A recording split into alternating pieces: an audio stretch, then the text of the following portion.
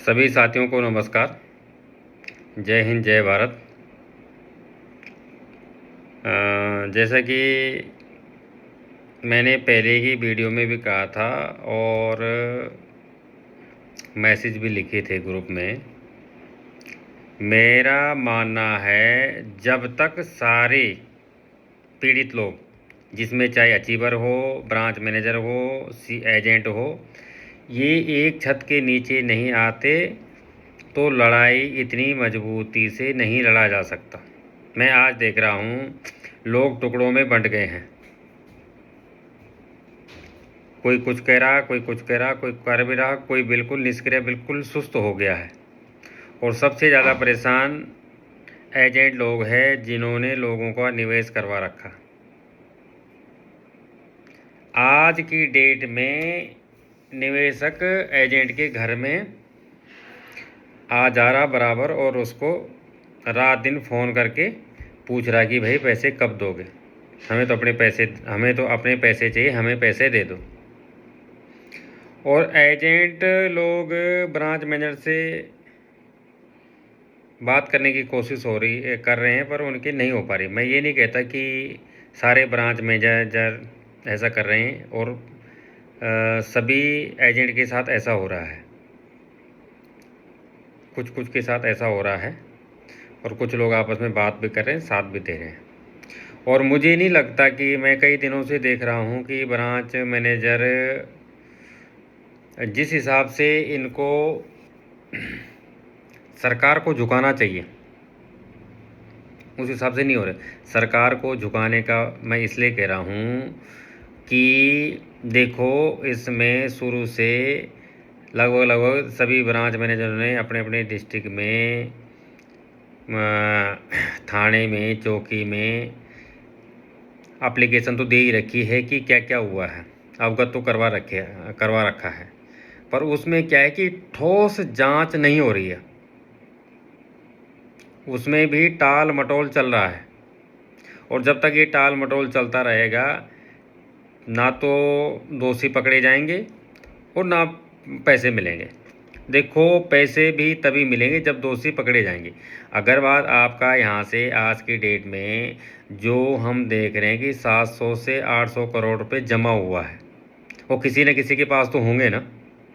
तो अगर बात वो आदमी पकड़ा जाएगा तो भाई कहीं ना कहीं तो उसने इन्वेस्ट कर रखा होगा। जब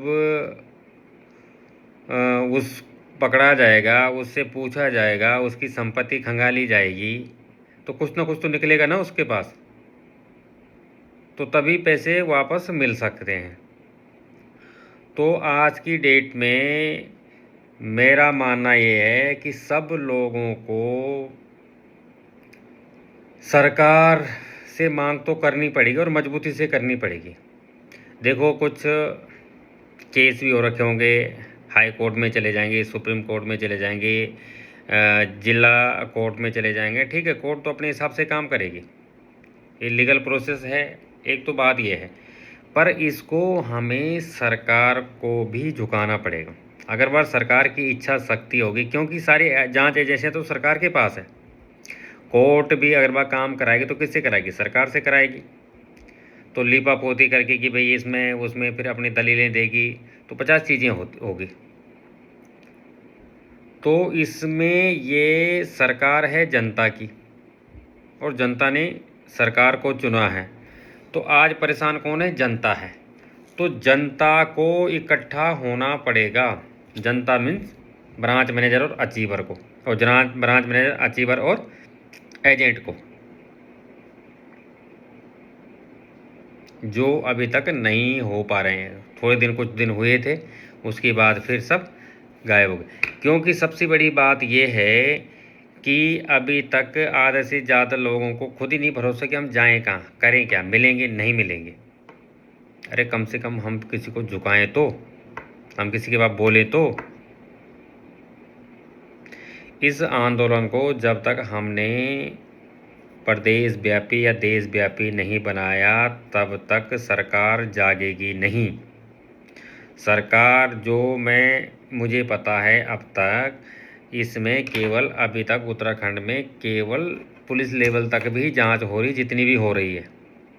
समीर अग्रवाल कहाँ है पता नहीं, उत्तम राजपूत कहाँ है पता नहीं, सबा हुसैन कहाँ है पता नहीं, क्योंकि जिनको हम जानते हैं, जो हमें सुनने में आएगी भाई ये सब करता धरता यही थे, वो सब पहुंच से बाहर हैं।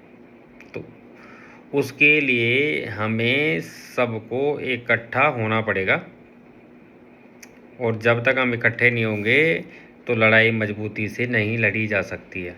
मेरे हर बार वीडियो में मैं यही बात बोल रहा हूँ कि सबको इकट्ठा होना पड़ेगा, मजबूती से लड़ाई लड़नी पड़ेगी।